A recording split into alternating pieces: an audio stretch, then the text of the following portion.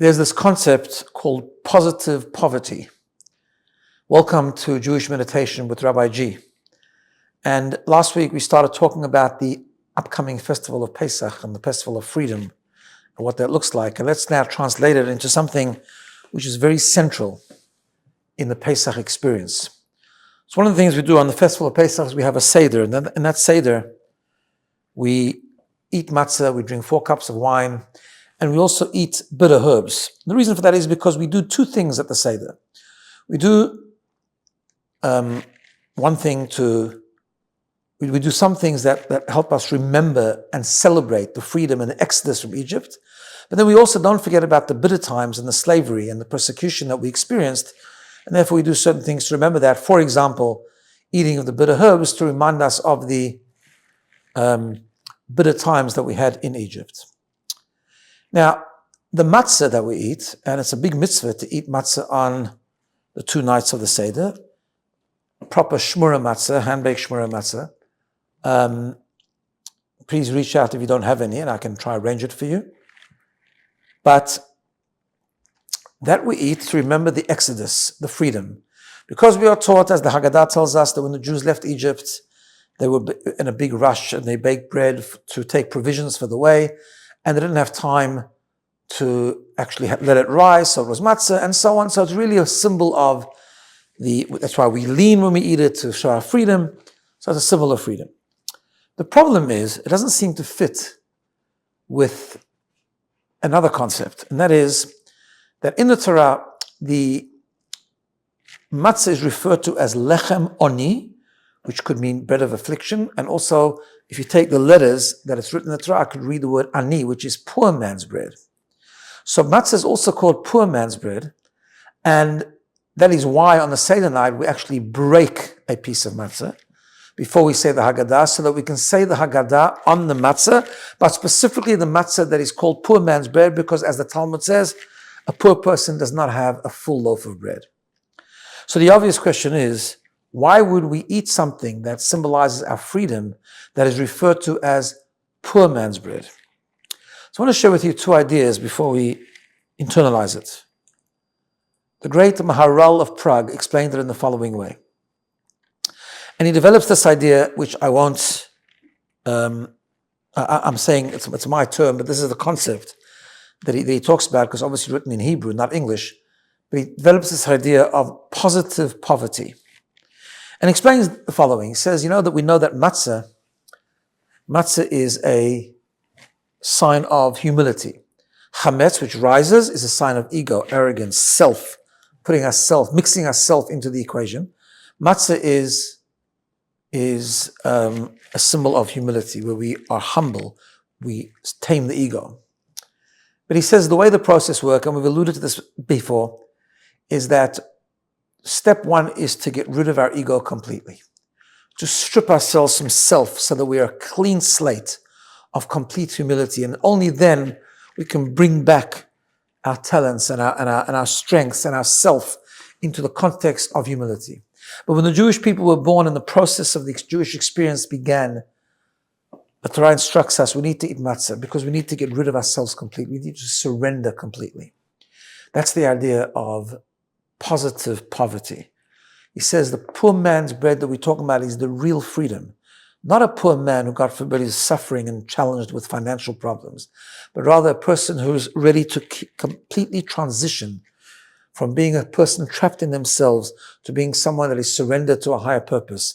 And the step 1 of that is matzah, to strip yourself of yourself, to completely surrender, to give up yourself for a few moments so that you can start with a foundation of complete humility, surrender to God, meaning and purpose, selflessness, and all our strengths can then be welcomed back into that context of complete humility. And that's why it's called lechem ani, the poor man's bread, poor man in the positive sense, where we're able to get rid of that we don't have anything of self because we've surrendered in a very healthy way and a complete way. One of the amazing, beautiful ideas behind matzah is that the letters of chametz and matzah are very similar. Both have the letter mem, Both have the letter tzaddik, and then chametz has the letter chet, and matzah has the letter hey. Chet and hey are very similar. They both have an empty bottom. In other words, there's nothing on the bottom. They both have a top, two legs. The difference is the hay, the left leg of the hay, has a small opening on top. And one of the symbols behind that is amazing. An arrogant person will not grow. The arrogant person, even the person who fails, even the person who has unrefined character traits, spiritual deficits, is a person who's arrogant and says, I'm stuck in who I am. This is who I am. And that's like the letter chet, because the letter chet has a bottomless like pit. It's a sign of failure. You fall below, you drop, but you don't make an attempt to re-enter because you're stuck in who you are. This is me. Accept me the way I am. I'm an angry person. I don't like this. I do like that. I'm not growing. I'm not going to learn from other people. I am who I am. The hay, on the other hand, is the person who also fails. God designed us knowing that we'll fail. But the hay is a humble person who says, I can crawl back in. There's an opening at the top that I'm humble enough to work hard and to climb back up and to crawl back in by learning from others, by connecting to God, by living, by being more selfless, by respecting other people's opinions, by learning, by absorbing other people's lessons, and so on. And that's another aspect of the humility that matzah represents. So that is the beginning of the process, and that's true freedom. So let's contemplate this for a moment. I want you to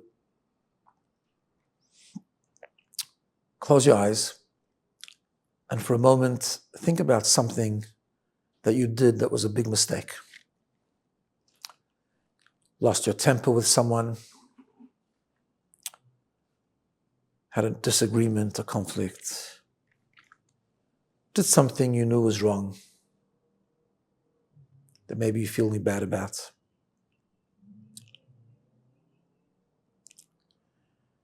And perhaps remember how hard it is to fix, how hard it is to apologize to the other person, to let go of a bad habit, to get stuck in our own comfort zone, our own spiritual comfort zone, and just remaining stuck. Maybe it's something that someone has shared with you that you really should grow in. Maybe you even became inspired, but just you're not growing. Chametz. We're letting ourselves get in the way.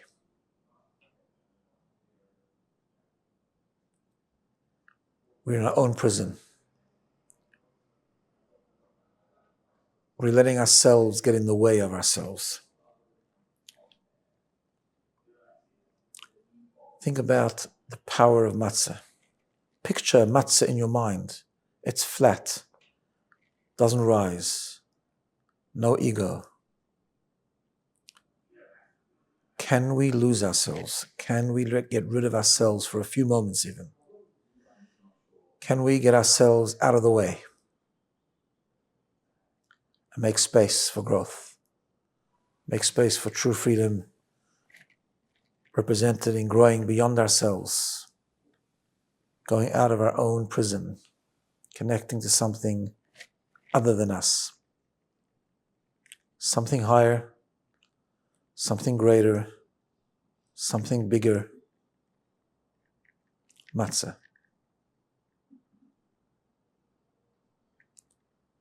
When you take a shmura matzah this Pesach night in a few weeks, let's think about minimizing our ego. Let's think about being more humble, listening to others, paying attention, making space for God and growing spiritually. Eating the matzah, symbolizing absorbing the lesson.